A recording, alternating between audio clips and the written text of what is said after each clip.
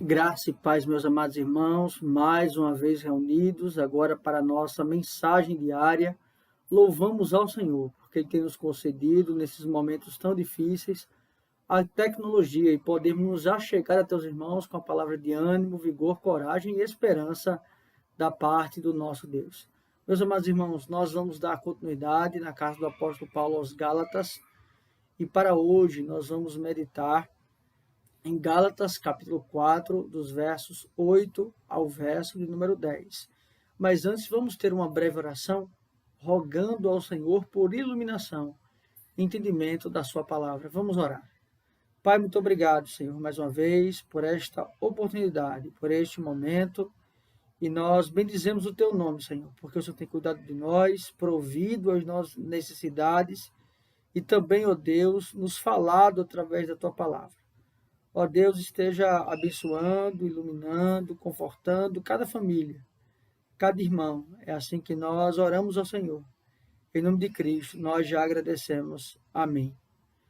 Meus amados irmãos, certamente nós, em algum momento da nossa vida, nós já chamamos alguém para conversar e nós tentamos chamar esta pessoa à razão. Ou seja, nós vemos, por exemplo, algo acontecendo na vida de alguém, seja um relacionamento ruim, seja decisões errôneas que uma pessoa toma, e nós decidimos então chamar essa pessoa para uma conversa e mostrá-la à luz da razão natural daquela ideia equivocada. Mas para nós, por exemplo, que somos cristãos, o nosso chamamento a uma pessoa à razão não está nos aspectos naturais, não está na filosofia, não estão nas ciências, mas sim todo chamamento de uma pessoa à razão para o cristão deve partir da palavra de Deus, pois a nossa fé ela é racional, o nosso culto a Deus ele é racional. Então, quando nós falamos de razão, ou de chamar a razão, nós temos que entender que esta razão do cristão está ligada ao seu novo nascimento. Ora, quando o apóstolo Paulo escreve esta carta, e nós já vimos isso, ele está mediante uma tensão muito grande nesta região da Galácia, pois alguns estão sendo levados, ludibriados, a retornar para as práticas judaicas.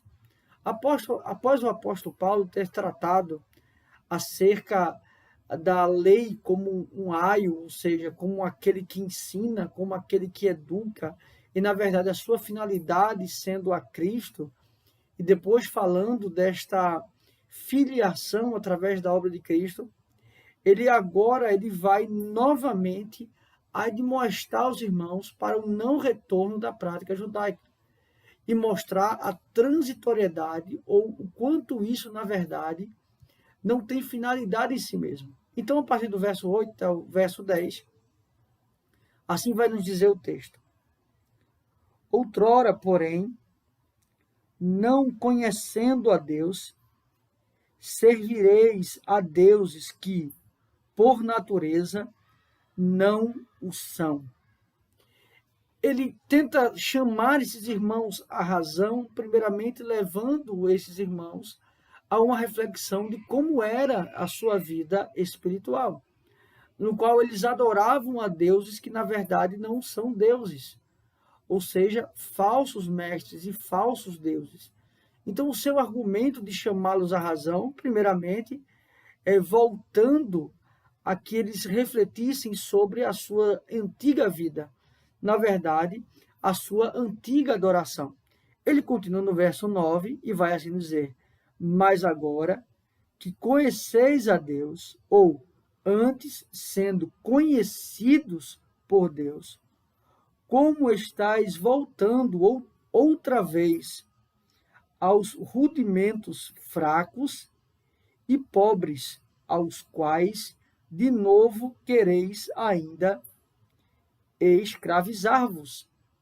O que então ele está dizendo? Ora, esta razão que os irmãos possuem é uma razão advinda da regeneração.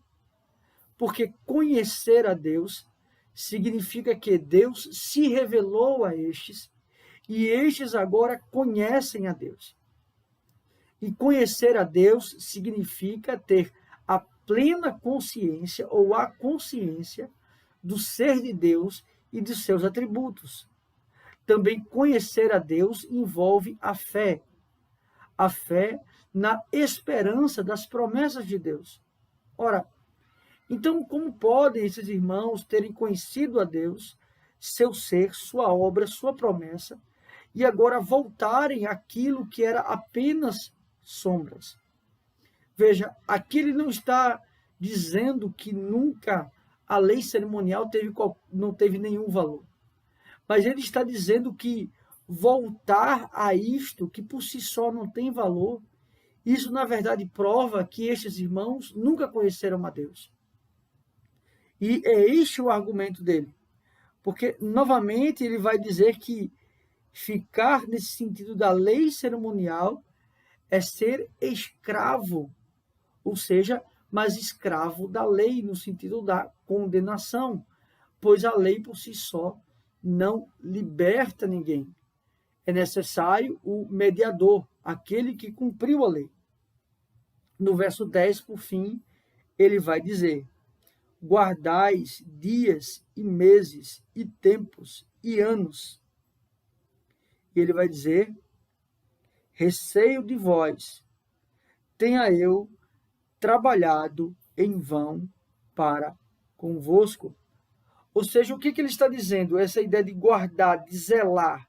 Ele está dizendo que esses irmãos estão guardando, estão zelando por práticas que não faz mais sentido ter. É como, por exemplo, eu pensar em algo que não tem mais nenhuma utilidade para mim e eu continuar zelando por aquele objeto, por aquela situação, enfim. E aqui é como um desabafo. O meu trabalho tem sido, então, em vão.